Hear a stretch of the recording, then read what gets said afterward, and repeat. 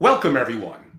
I'm Angelo Robles, and welcome to Family Office TV and Family Office Masterclass. Today, we're going to cover Investment Strategist discusses why this time may be different, tactical considerations given the macro and geopolitical environment. I went with that title, Why This Time May Be Different, because it's a saying from one of my favorite investors of all time, Sir John Templeton, who said, "We hear that too often, but 20% of the time, it's actually correct." I could argue, with the world in chaos, with the advent of the rise of technology and AI and things changing, that percentage of that saying being right may actually be greater than 1 in 5. Our special guest today is Patterson, former Chief Investment Strategist at Bridgewater. Rebecca, welcome to the show.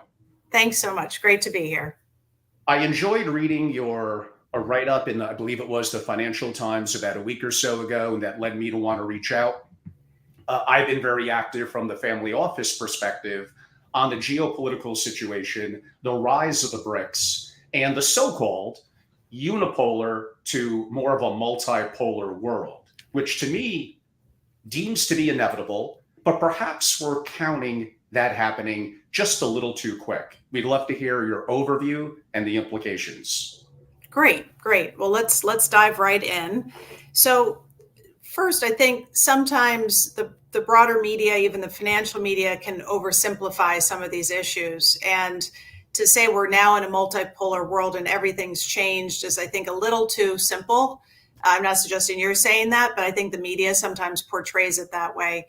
The U.S. is still by far the dominant economy in the world. Last year, it accounted for a quarter of the global economy. China at number 2 was about 18%. So the U.S. still has a big lead around the rest of the world and contributes a lot of the growth the world sees. So I think that's an important thing just to start the conversation.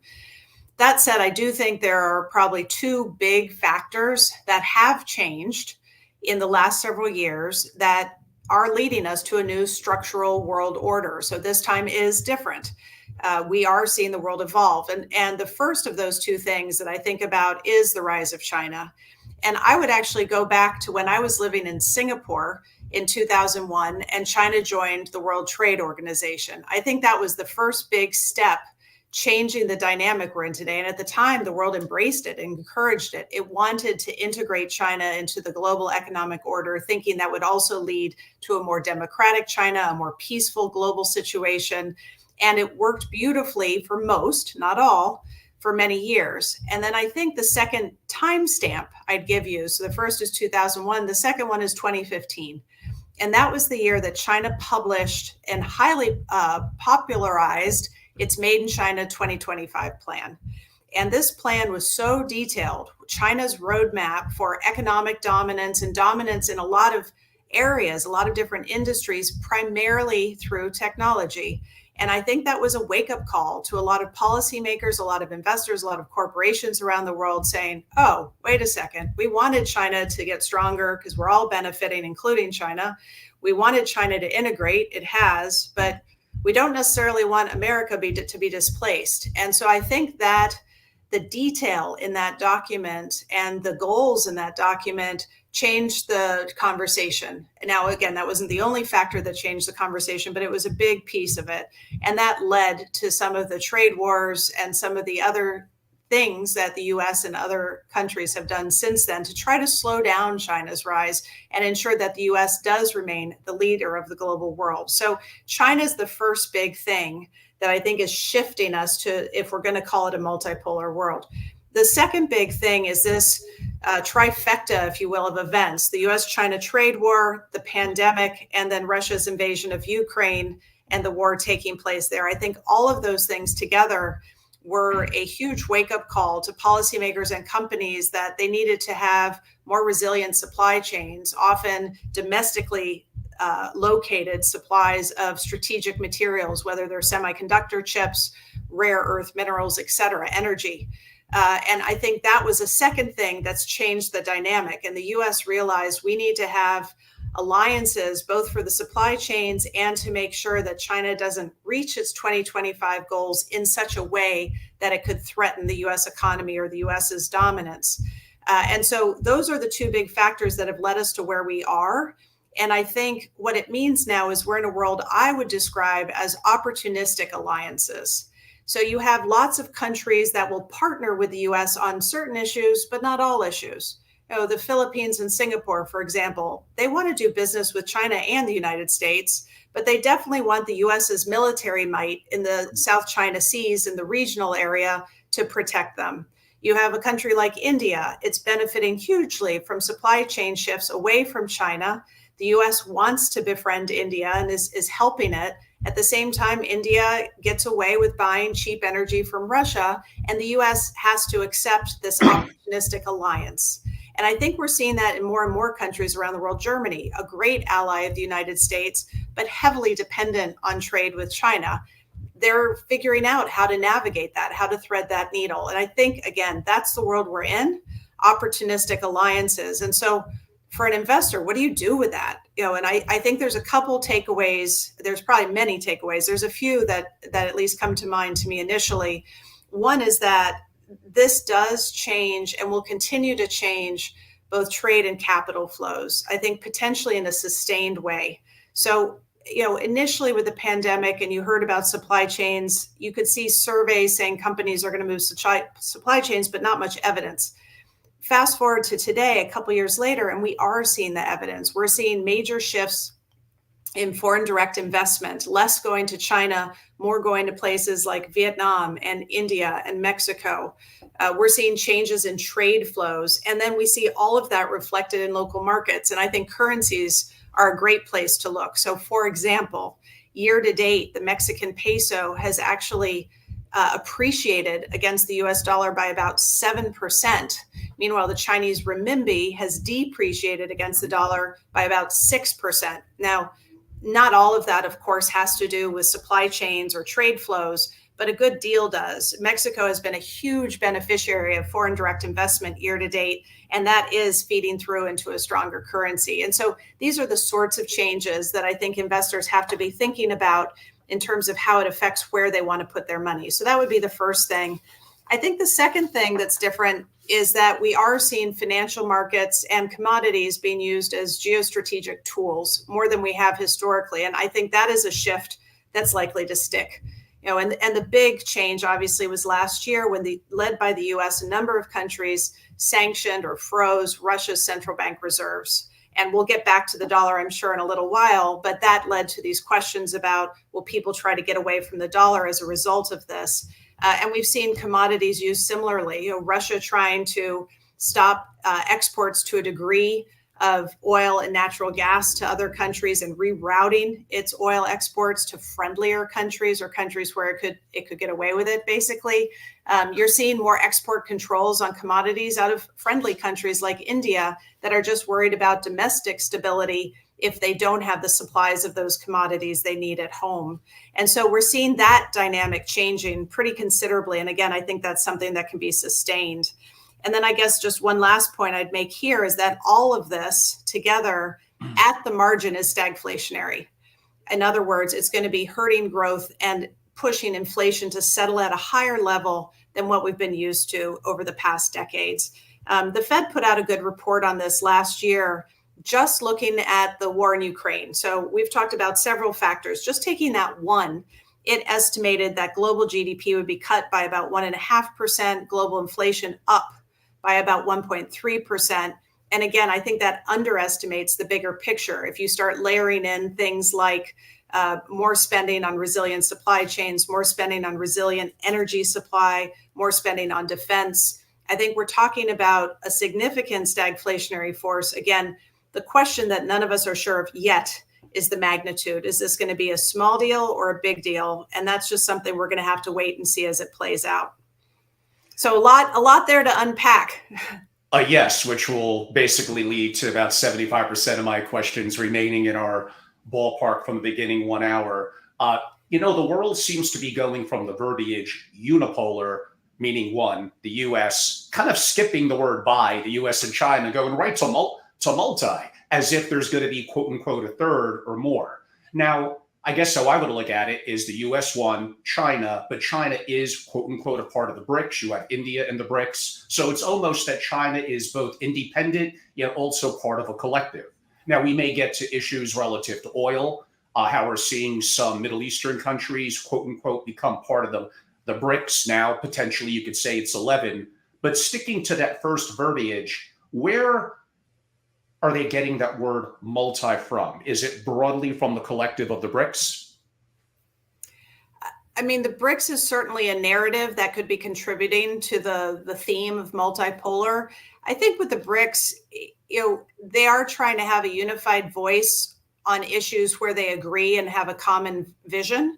And I think one of those is try to reduce their dependency and their sensitivity to the US financial markets and US monetary policy, because that is such a dominant global driver. But I think the BRICS are always going to be challenged because these are extremely different economies in terms of their cycles, in terms of their underlying drivers.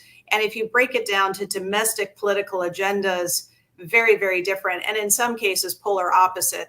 China, India, South Africa, Brazil, these economies are so extremely different that for them to have a unified voice and vision on lots of things and act as one, it's just very unlikely anytime in the foreseeable future. So sure, you can aggregate their GDP, you can aggregate their bond market depth, but them using that together in a sustained, consistent way is just not very likely. So again, it gets me back to these opportunistic alliances. They will align as one big group in moments, but I think more often than not, they're not going to agree and it'll be piecemeal here and there.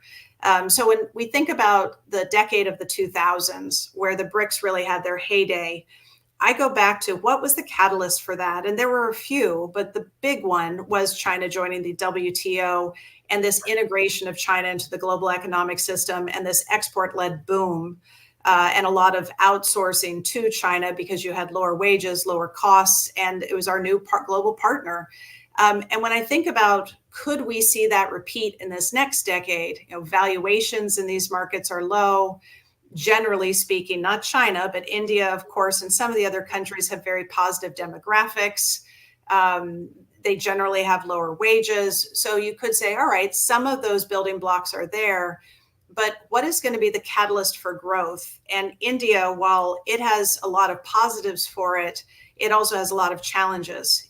There are frequent complaints by global companies based in India about consistent power supply, about transportation, the highways, infrastructure.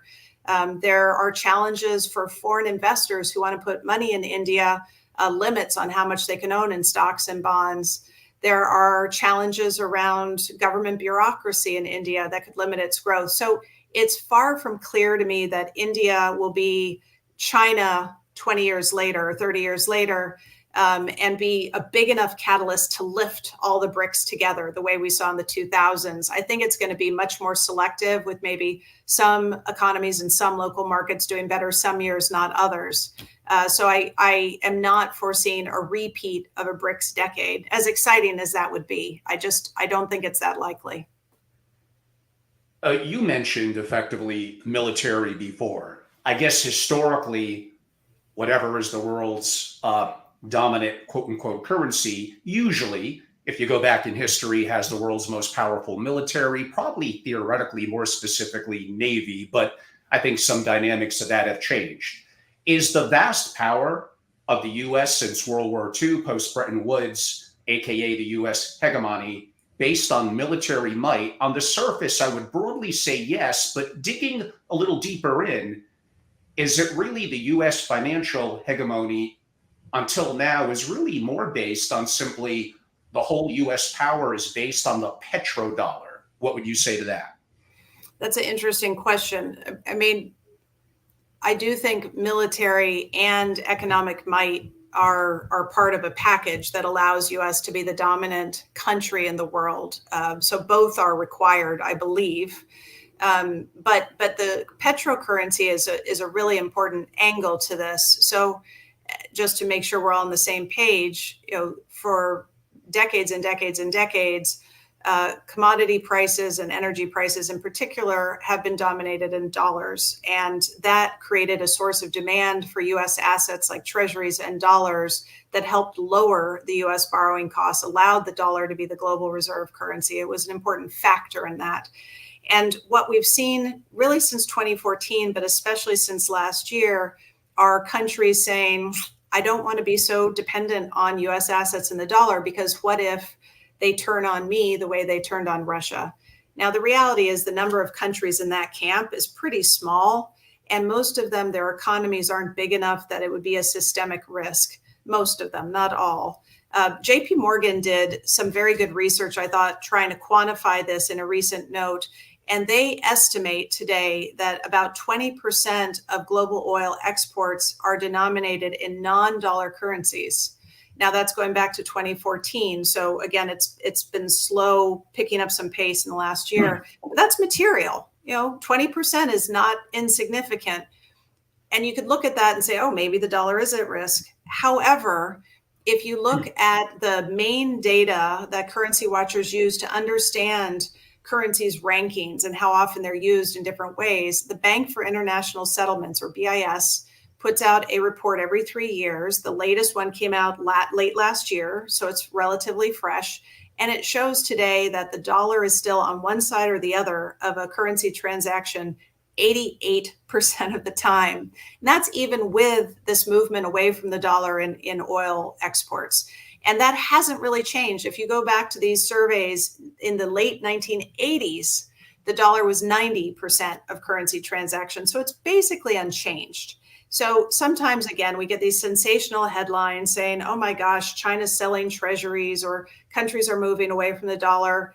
There are shifts taking place, but I wouldn't over extrapolate those headlines and assume we're on this one-way path. I don't think we are, largely because there is no other currency or deep liquid bond market to supplant the United States, again, anytime in the foreseeable future. Europe, if they were to harmonize all of their bond markets into one big European bond market, it would be roughly the same depth as the US Treasury market. But we know politically that's not happening. And then China had been developing its bond market and building more depth pretty quickly. But I think that has slowed down materially since the US-China tensions have heightened in recent years. So I don't see that. Plus, of course, they have capital controls. It seems unlikely that China would be a true threat to the dollar in the foreseeable future. We have seen a lot of emerging markets shift out of dollars into gold, but gold doesn't have the depth or stability that a bond does. It's a much smaller market. It's much more volatile. So central banks can shift some funds there, but it's going to be a small piece of the total. They're still going to be largely, at the end of the day, in dollars because there is no other large market to go to. I've had what I would call two insiders from the military, quote unquote, three-letter agency community, and a little bit of a sensitive topic. But basically, if I had to simplify it, Angelo was their comment. I think we all know this already. It's important as well for the US dollar to remain dominant to our country, to even some of the challenges and all the treasuries being issued. We will do anything, and I do mean anything, with our agencies to maintain that the US dollar is the dominant force. If that sounds a little threatening, then welcome to how the real world actually works. I think we all kind of know that already, but to hear it, at least from their perspective, so stark. But again, I do go back to, yes, I believe that comment is relatively right. You could read into that however you want. But I do think there are dynamics changing. We see it happening now with the conflict in Russia and the Ukraine, with the escalation happening in the Middle East, with the rise to some degree of the BRICS, admittingly India. We've been hearing about that for decades. But one day, and maybe it's over 100 years from now, one day they'll eventually probably get it right. I guess this all leads down the road to, and you hinted at it already, but de-dollarization, it's not going to happen anytime soon, and it's wickedly complicated. And we may be talking, forget 5 or 10 years, this may be something that will inevitably happen, but it could take decades to unfold. I agree. I mean, if we had had this conversation a decade ago, I would have been more optimistic on the renminbi becoming a true alternative to the dollar in our lifetimes. But again, I think with the geopolitical climate we've entered into, especially since the trade war started in 2017, it's paused that and perhaps stopped it. So I can't see a replacement for the dollar anytime soon. There's one more point I'd make on that. This isn't just about the dollar. Again, I keep talking about opportunistic alliances. In the case of the US and its reaction to Russia after the invasion of Ukraine, it wasn't just the US sanctioning. It had lots of friends around it putting on similar sanctions. So if I am a country in the world saying, I'm worried this could happen to me, it's not enough to get away from the dollar. You also have to get away from the euro, from the pound, the Canadian dollar, the Australian dollar, the Japanese yen. There aren't a lot of places left to go if you have central bank reserves that need to be invested in deep liquid bond markets. You can't just hold your own currency for all of that. And these countries do want to have reserves. So I think the dollar and the United States, as long as we have those allies, it creates a bit of a moat, if you will, that I also think supports the dollar's international role for quite some time looking ahead. Agreed. But would you push back? And I believe you will. And I want to learn. So that's fine. And I know I'm going to hear some hate because of this, but that never stopped me before. Have you been a little surprised, although Russia has had its challenges accomplishing what they want to accomplish in the Ukraine, but relative to the strength of their economy, if you want to call it that they've been able to adapt through some of the challenges, perhaps better than we would have thought in the Western world? Or am I wrong? No, I think I wouldn't say they've adapted well on the currency front so much, getting around the frozen reserves. What I think they have done better than anyone expected is find ways to sell their oil and get that revenue and use that revenue to help support the economy through this. They rerouted their exports quickly. Instead of going to Europe, et cetera, they're now going to China, they're going to India, they're going east and south. And they were able to pivot that pretty quickly and effectively. And I know that's something the US and the West are looking at and trying to figure out how else can they slow that down. Again, keeping those alliances in mind. You can't really tell India, that's so dependent on energy imports, that sorry, you have to buy much more expensive stuff, even if that undermines your economy, and keep them as a friend. So they've been quick to do that. But I would add to that, Angela, that Europe's been pretty quick too. And the West generally. When the war broke out, people expected a deep recession for Europe that winter, in part because they would not be able to get the energy supplies they needed. And we saw Europe find other sources for their natural gas in particular, including the United States. The US has become a major net exporter of natural gas and now also of crude oil production. And so these supply chains have also been able to pivot quickly. I think we both know, and probably everyone listening knows, policymakers can be super frustrating, but they do tend to move more quickly when there's a crisis. And I think the war in Ukraine was one of those moments, both for Russia and for Europe. Yes, and actually, one of those military leaders who I did interview stated that although, yes, in terms of getting up operations and quote unquote drilling for more oil, if there was deemed to be a national level emergency, broadly, let's call it, God, I hate to say this, but broadly a global war or something on the brink of that, trust me, through a variety of executive orders and other things, we could actually get that up and running in a national emergency much quicker than probably a lot of people would assume. Changing directions a little bit. And I think Howard Marks and many others have spoken about this as well. The coming calamity, if I could call it that, caused by effectively decades, I could argue, of suppressed and low interest rates. Well, we're in a different world now. Or really, is this outside of much of the last 20, 25 years, kind of how it's always been? Yeah, I think that's a fun discussion. Is this different, or was the last 20 years the exception and now we're back to normal? putting that aside for a minute and just thinking about what does it mean that we're no longer in a QE zero interest rate world, quantitative easing zero interest rate world. You use the word calamity, and that makes me think of who are the potential or actual losers from this. And there are several.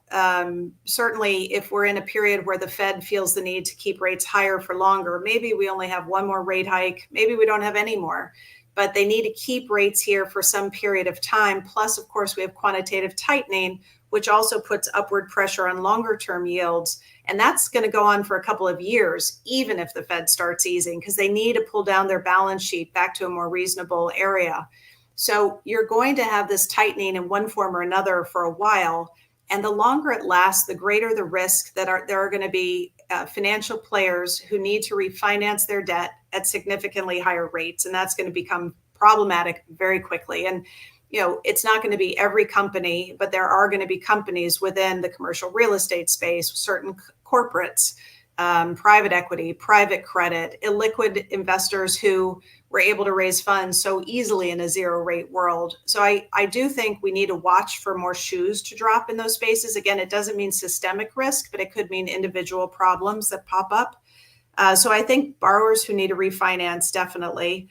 I think you're also going to see a lot of pain for startups, something that obviously fed into this great private equity venture capital ecosystem over the last decade or so was the fact that capital was free. It was so easy to start a company. There were tons of money coming at you to build your firm. And it's just going to be a different equation now for the foreseeable future. So I think that's another one. I think a third area would be, and I use that carefully, home buyers.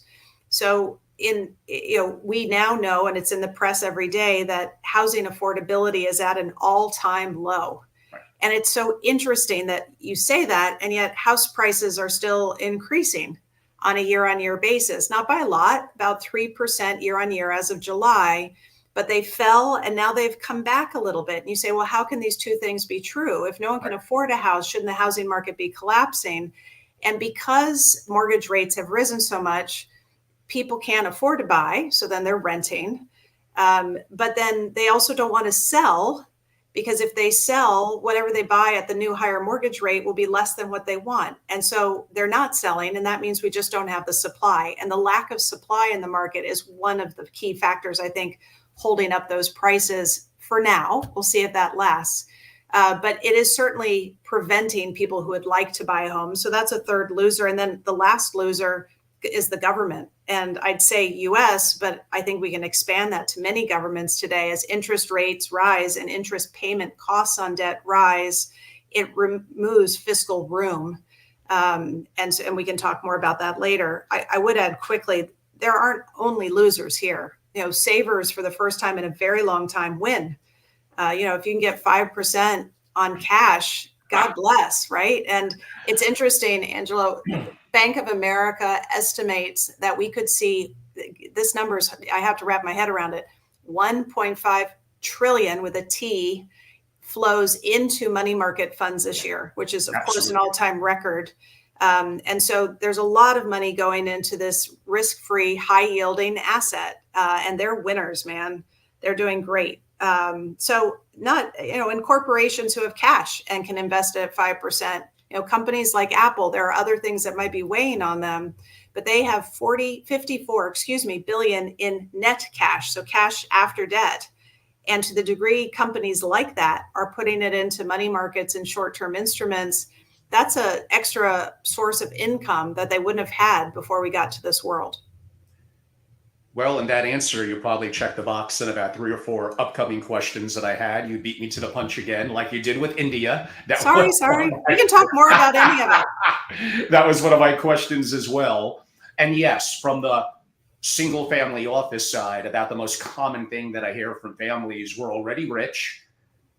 Depending on the capital gains of liquidating from whatever real estate or stocks, that could change the dynamic, of course, but simply above 5% on 30-day T-bills, like what's not to like? Now, is that going to preserve purchasing power decade after decade after decade, net of taxes and inflation? No. But in this kind of crazy world that we're in, last year being horrific for all markets, this year, although I don't quite know how with the metrics, but definitely the stock market better, it's a safe bet. at least for a while, whether you define that month by month, a year or 2 years. And I do get it, but family offices are going there in droves. An impossible question to answer. So of course I'm tempted to ask it. And I think part of the answer is going to depend on you asking maybe what inflation is. But what should interest rates be? Should they actually be closer to that 6%?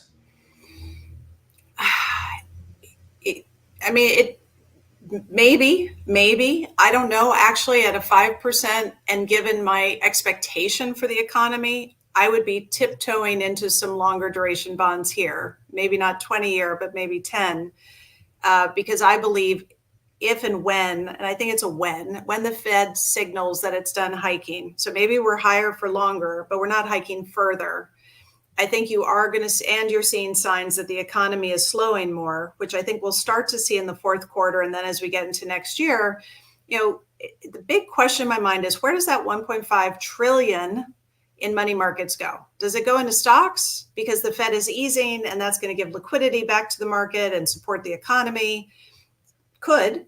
Or is it going to go into bonds because this was just a placeholder? And once we start seeing some appreciation, some rise in bond prices, plus I can roll down the curve, I want to have that duration.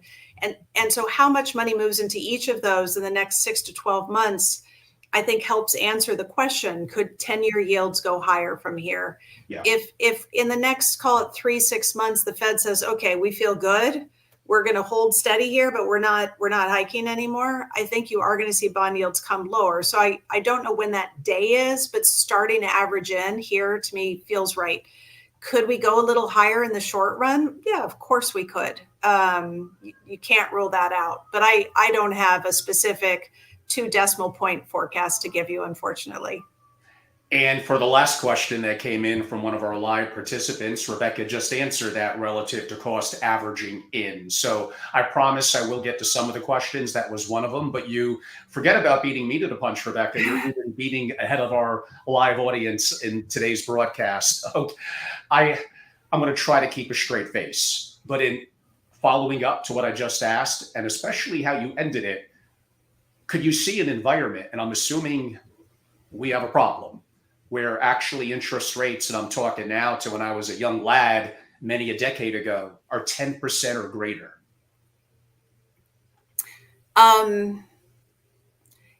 Never say never, but it seems highly unlikely to me. So what would get us there? Yes. So, at the end of the day, the bond yield is going to be a function of demand supply. Are we going to see enough people wanting to buy them? At what yield are they going to come in and buy them? It's going to be a reflection of inflation. And that's also going to be reflected in what the Fed sets the short-term rate at. So is the Fed going to change the inflation target? A higher inflation target could be a factor that could push the 10-year up further. Right. Could we have a Liz Truss moment? So, last fall in the UK, just to remind everyone here, we had a situation in the UK where they already had a high deficit, high debt GDP levels, and the government proposed to cut taxes, raise spending, and issue a lot more debt in the process.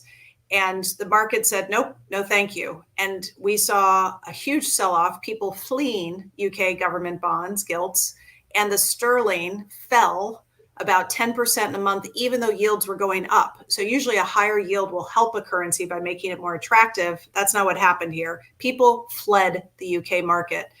If you saw a situation in the United States, so I'm trying to think what could get us to something close to 10%. If you had in 2025, the Fed reviews its inflation target. I don't know if they would change the target, but let's pretend for a second they raise it from 2% to 3%.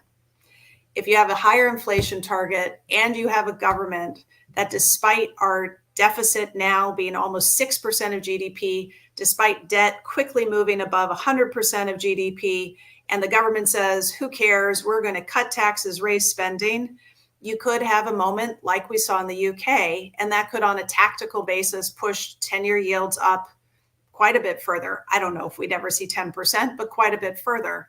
Again, though, I come back to this thing that anchors me. So people flee bonds. Where do they go? I don't think they're all going to Bitcoin. I don't think they're only going to gold. I did have one question on Bitcoin. We'll see if we can have get time back. at the end. Yeah, we can get back to that. I've done quite a lot of work on it. But probably gold wins in that environment. Maybe the Swiss franc wins.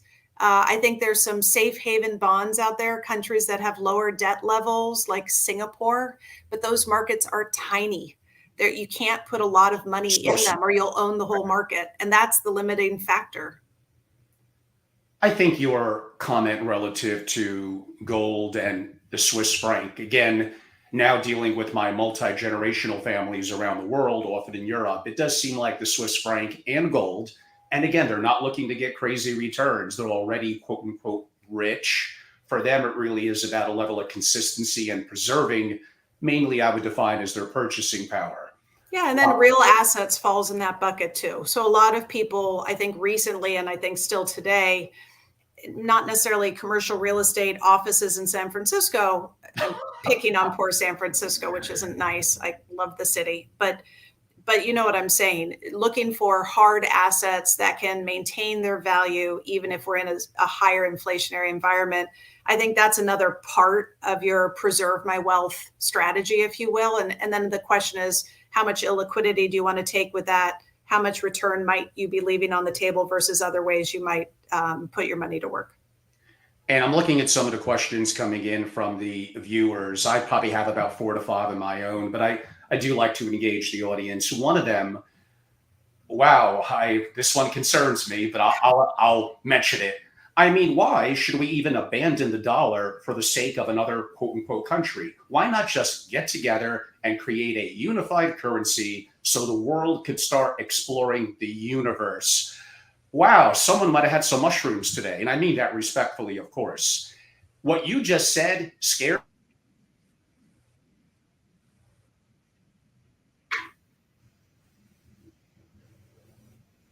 100 years. That is the direction that the world goes. I don't know if I want to be around when that happens. So pardon if I had to give a little bit of personal infliction there, Rebecca, but why don't I get your comment on that as well? The challenge with the globe, so there are things like that, right? The IMF has something called a special drawing right, or an SDR, and that is a basket of currencies from around the world, countries that are members of the IMF and put money in the IMF and can withdraw it. And there was a discussion for several years about, should we make that a publicly available currency? And the decision was no, this is an accounting unit, we don't want to. There has been talk for decades and decades about having a global currency. The Bancor is the one that comes to my mind. But a currency at the end of the day is a reflection of what's going on in that country, its monetary policy, its fiscal policy, its economic strength, its current account, its balance of payments and the things that influence it versus another country. So to have one, and it can be a release valve, right? So if you're China, and your economy is not doing well, and you're not getting a lot of capital inflows, and you're not selling as many goods, your currency is going to weaken. But the weakness in your currency makes your exports more competitive. Yes. You create a little bit of inflation, which maybe gets consumers moving. And so it can lift your economy. It's a release valve. It's a tool you can use to help your economy. If we have one currency for everybody, it's not going to fit anyone's situation. And so every country around the world effectively loses that tool. I can't imagine a world where every government with its domestic voters in mind would agree to that. So that alone would be a problem. Now, I think it's an interesting exercise to think about, but I just don't think it's going to happen. And then we're not even bringing up the fact of, besides what I mentioned about like the world coin and things like that, central bank digital currencies, which, as you can imagine from my perspective, I do not like at all. Anything where the government could have that level of insight and control and stop the spigot. And we saw the threat of Trudeau a couple of years or a year and a half ago back to the quote unquote, the issue with the truck drivers. There is nothing that I like about that. But just because I may not like it does not mean that inevitably what I'm describing is not going to happen. Whether that being inevitable is 5 to 10 years, I sure hope not, or 50 to 100 years, well, that is going to depend. And other comment come in, boy, people are getting me riled up today. Why isn't Canada more of a beneficiary of near shoring happening? He adds, or she, I'm sorry, I never hear Canada talked about as a manufacturing moves closer to the US. As many of you know, I've been very critical of Canada. I kind of just hinted at one reason why for a variety of things, but that doesn't mean I don't think it's a great country with amazing people. I am just certainly not a believer in some of the political and other decisions they're making there. But how would Canada compare for nearshoring compared to, say, Mexico? Advantages and disadvantages. Sure. So Canada is benefiting from some of the near-shoring, friend-shoring, whatever you'd like to call it, that is happening right now. In fact, earlier this year, late last year, they announced a huge EV battery manufacturing plant that's going in, and that's going to bring some of what the U.S. needs, some of these critical industries, critical supplies, just across the border. So it is happening. You're right. It doesn't get discussed as much. I think Mexico has been a lower cost manufacturing center for the United States for decades. There's a lot of the infrastructure in place there. Canada's economy, while manufacturing is a decent share of its economy, is a much more diversified economy, relatively larger service sector, and certainly not as low cost as Mexico. In fact, speaking of, the Prime Minister was saying that the EV plant was going to be more expensive. If we bought electric vehicle batteries from China, they're going to be cheaper because they don't pay their workers as much, and they're not going to have environmental protections, and Canada will. And so that's the reality. If we want to protect the environment and pay people a fair wage, it's going to cost us something. So yeah, it's inflationary. And I thought that was interesting that he was so forthright with that comment. Mexico's winning on the nearshoring when it comes to the U.S., I think largely because of costs and the infrastructure already in place. But it's not a foregone conclusion that it'll continue to win. There's a lot of political challenges in Mexico as well, and infrastructure challenges in Mexico. They have a big election next year, and it remains to be seen how that plays out. I'm actually going down to Mexico in a week to spend a few days there, just hearing more about what's coming up with the election next year and their economy. So maybe I can report back afterwards. Very intriguing. And we haven't directly spoken about it, but it seems to come up to some degree in almost every indirectly question and answer. So we'll get into it a little bit. Do we have a supply problem? And is that what's leading to inflation? Is inflation simply just wage increases? Is it simply printing money? Of course, it's not simply anything, it's complex. But is a big part of it simply supply and demand within a given market infrastructure, specifically on the supply side? Well, in the short term right now, I think the biggest focus is the supply of homes, but more so the supply of labor. Wage inflation is still running, based on the Atlanta Federal Reserve's wage tracker, around 5%. I think the Fed would prefer to see that number at around 3% to be in line with its 2% overall inflation target. And 5 to 3 doesn't seem like a big deal, but it's hard to get there. It's hard to slow that down. And the wage inflation is coming from the service sector, which in the United States continues to be quite strong. And they're just trying to get the workers they need into the service sector jobs. And during the pandemic, a lot of people left the labor force. They're now coming back. We're seeing participation increase, which should help bring down wage growth a little bit more.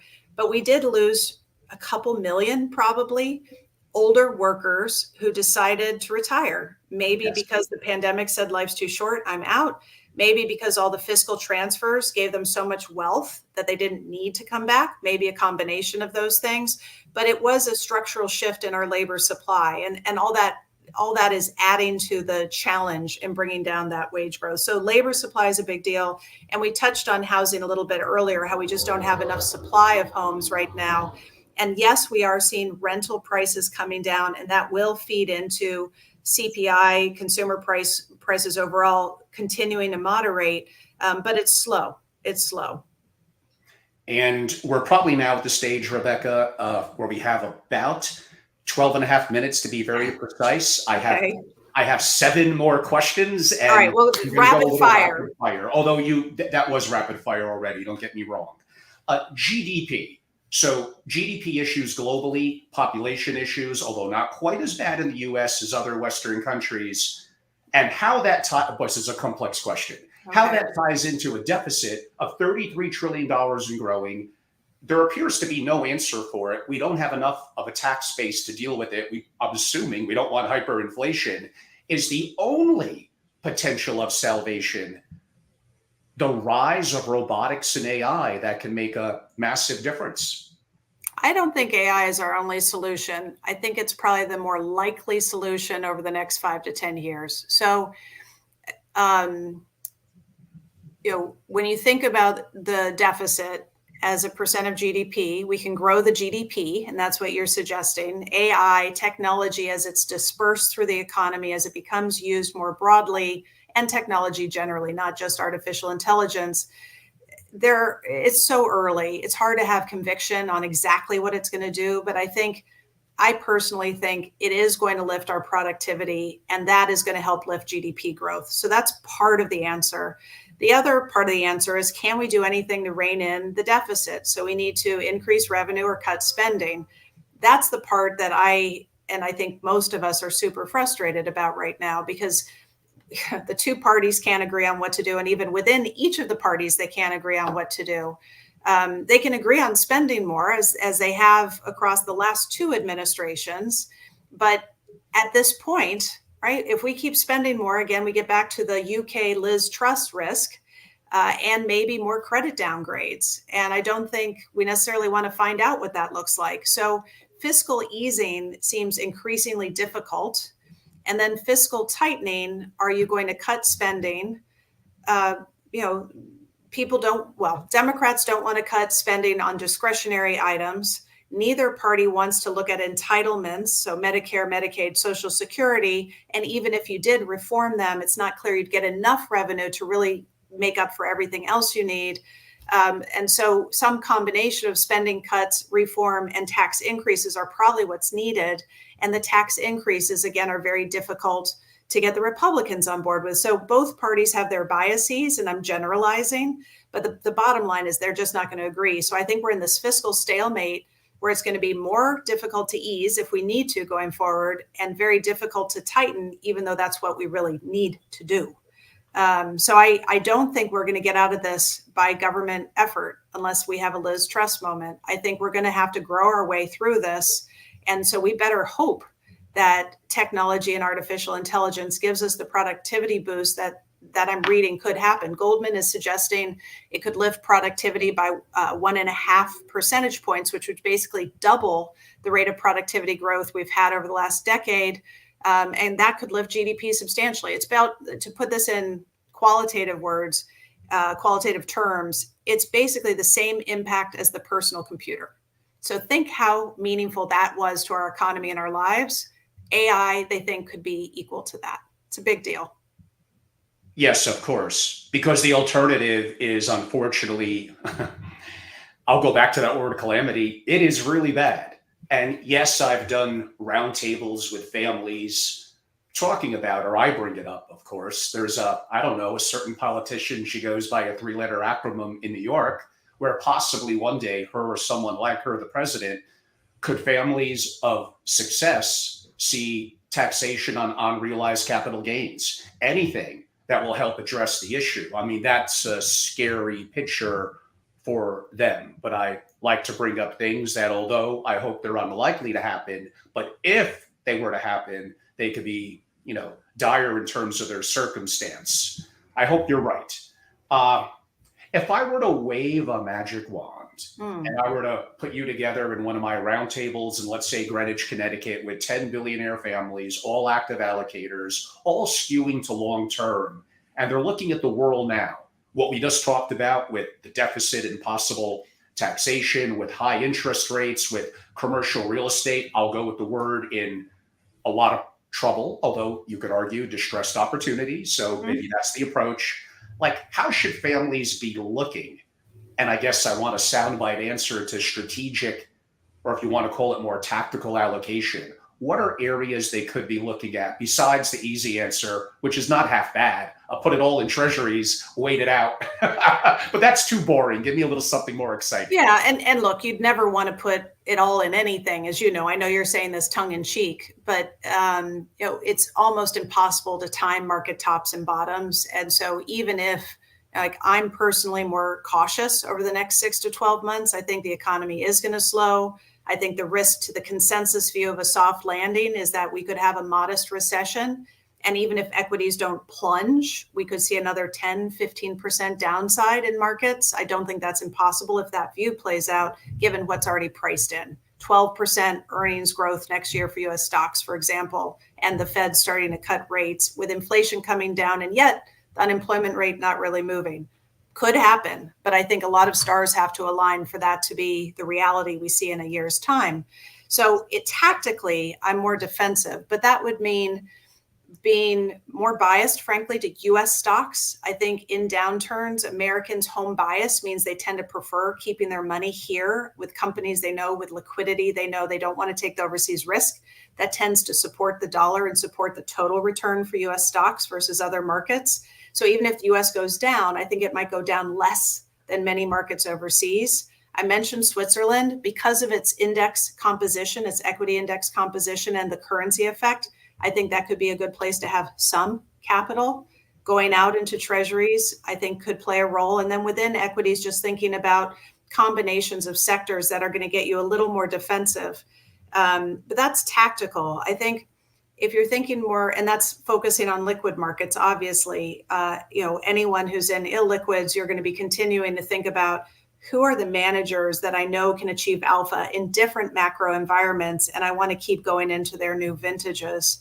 And then maybe thinking about inflation settling at a higher level. Are there opportunities you see in distress, particularly with assets that are going to hold their value more if we're in a slightly higher inflationary environment in the future? Strategically, what I wrote about recently in the Financial Times was the potential for the US equity market to have another decade of outperformance. And that doesn't mean every quarter or every year at all. It means that as a strategic allocation, being at least benchmark weight and looking for opportunities to get overweight to the US. And the reason I say that, again, comes back to this really simple thing, domestic growth. Growth is a function of labor and productivity. How many workers do you have and how much does each worker get out every hour, right? And we know that, and Angela mentioned demographics. We know that not everyone, India doesn't, a few countries don't, Africa doesn't. A lot of countries today have demographic headwinds. And so that's a drag on growth. So they need more productivity to hold growth up. And the US, because we have this big comparative advantage in tech and AI specifically, I think we have a greater chance to capture that productivity gain more than Europe, the UK, even China.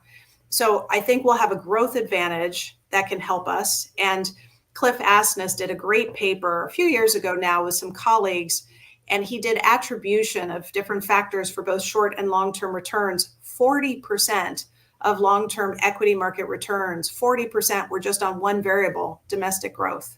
So if the US does capture that advantage, that's a huge support for US stocks, despite the fact that we're going into this period with higher valuations and higher ownership. Now, the second reason I have this view about strategic US exceptionalism is the fact that I do believe, despite the US having this growth advantage, that the world is going to see relatively slower growth. And that gets back to some of the stagflation comments we were making earlier in the conversation. The IMF just came out at its meeting in Morocco with new forecasts, and it is looking for the pace of global growth to slow almost 1 full percentage point from, say, 10 years ago for the next 5 years. That's material. And so if we're in a slower growth world, companies that have organic drivers of growth get a premium. And that's things like technology.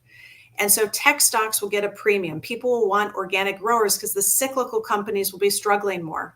And when you think about the US equity market index composition, our tech sector is double the size of most other developed markets' tech sector. So slower growth environment, people want organic growing stocks. We have the most of those. and we're likely to capture the productivity gains. Those are the factors. And again, it's pretty simple, and I'm condensing it, but those are the factors that make me think it's plausible that this is going to be the way the next decade plays out. Obviously, a decade is a hugely uncertain amount of time. Lots can happen that we can't even fathom right now. But if I were putting money to work today, taking a 10-year view, I would be, despite valuations today, I would be at least benchmark weight and likely overweight the US. And that actually, again, beats me a little bit to the punch of the next question, where although it sounds like I might have been a little bit critical in certain areas of the US, what I think Rebecca just said, the future is not necessarily quote unquote steel. Well, indirectly maybe, but it's AI, it's blockchain, it's semiconductors, it's robotics, and we have a significant advantage. It's kind of for us to lose. And we've said that before in past decades, and I've lost some ground on certain things. So nothing is ever assured. With the political bifurcation we have in this country, unfortunately, it looks like a lot of things could go wrong. But right now, we have a pretty significant advantage. I think I have time to squeeze in two questions that will take about a minute each in terms of the response.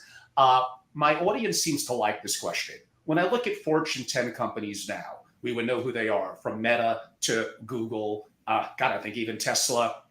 Well, I might be wrong about that, but others. Who do you think within 5 years, possibly their business model is going to knock them out of the top 10? And I know you're not a stock strategist per se, but maybe what sector like biotech comes out of nowhere and is like a top company? So my life has been focused on understanding how all the dots connect around the world, how something in Singapore affects the United States, how something in Germany affects Poland, and how one asset class affects another. I do everything but stock picking. So I don't have a strong view on what company is going to do great or fall out of the pack. I would go back to some of the comments we were making earlier on AI. And what's so interesting and intriguing to me about AI is that it has such broad applicability. If you have companies that have the computing power and the technologists and they have the data, there's so much they can do. And one thing that I get excited about personally is healthcare tech or biotech, in that we have aging populations. We have, in the emerging markets, growing middle classes who in some places are also aging. We're all aging. But the amazing advances happening already today, and I think we're in early innings really of AI with healthcare, are so exciting. For anyone who hasn't dug into this yet, Google AlphaFold, fold like folding your clothes. And people talk about AlphaGo and how they trained a computer to beat a human at the strategic game Go. AlphaFold, to me, was such a great case study because they said, we're going to tell you all these different molecules, and we want you to go out there and identify proteins. The data they had available and the way the program was trained, the computer was able to come back with combinations of things that humans had never even thought about. Like we just thought, oh, that could never work. So we didn't even bother. And because computers don't sleep, they can go 24/7. So what would take a human a lifetime, a computer can do in weeks. And so the advances we can make in areas like healthcare and medicines quickly and more creatively, thanks to AI, to me are just incredibly exciting. The diseases we might be able to cure, the medicines we might be able to invent. And again, this is just one little example with the healthcare sector, pharma sector, healthcare tech, but I can imagine there's many more examples in other industries that we could spend time on. Of course. And final question, and a 30-second reply is fine, but it's one that probably deserves an hour. You did bring it up. And I did interview Michael Saylor for about an hour and 40 minutes. If you had to give a whetting the appetite, good or bad, on Bitcoin, I'll leave the final word to you. So there is a chance that in days, we're going to have the SEC approve a Bitcoin ETF, which wouldn't be a future, but a spot ETF.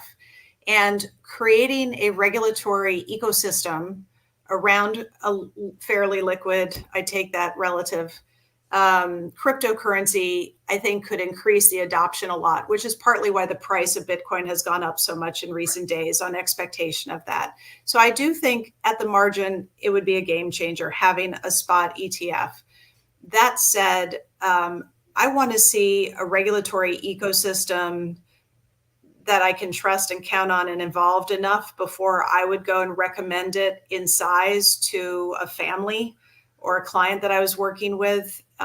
Because what I would not want to happen as a CIO or an investor is that I put my client into something, it gets the wallet gets hacked, something happens to it, the exchange goes out of business, the money gets lost. Well, if I knew that was a risk, I should be fired.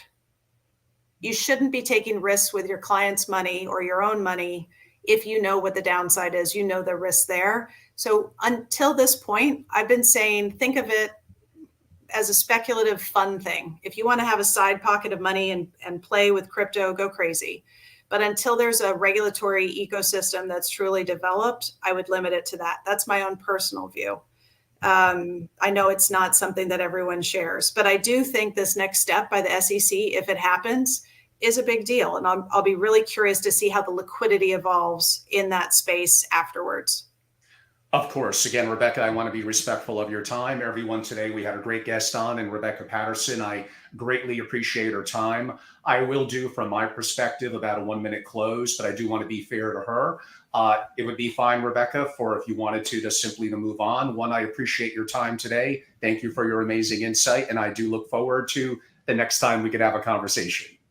Thank you so much. No, I appreciate it. I'll let us close here. And everyone, I'm Angelo Robles. And again, for those of you that are maybe newer to me, you're probably familiar with me as being the founder and former, longtime, for decades, it feels like, CEO at Family Office Association. As at least some of you know, I sold my interest earlier this year, took a little time off to travel, and this summer, I was ready. So it was time for me again to do what I do, which is single family offices. So creating Family Office TV and continuing my interview series with great guests like Rebecca and others. I've been very, very fortunate. And over the years, I've interviewed so many luminaries. It's been a great honor and an opportunity for me to learn from them. And in terms of my other interest, I do have a private membership group for families that some of you know about called SFO Continuity. I don't really talk about that too much. You could kind of figure it out. But I am more public with Family Office Masterclass. The single family office community is very, very opaque. There's a lack of significant education, a lot of deep intellectual rigor and focus within operational governance and other aspects of the family office. So for me to create Family Office Masterclass and have a series of masterclasses and intellectual educational platforms ready to go, it's a very exciting time for me. So simply go to angelorobles.com, have an opportunity to reach out. And many of you know I'm very active on social media, Family Office TV, and at Family Office on YouTube, obviously on LinkedIn. And I love to give back to those and be a part of the community. It's been very, very exciting for me. And an opportunity like today, I greatly appreciate it and look forward to having many, many more incredible guests on in the weeks, months, and certainly years to come. Thank you all for your time today. And again, Rebecca, thank you for your time. Have a great day, everyone. Thanks, everybody. Bye-bye. Bye.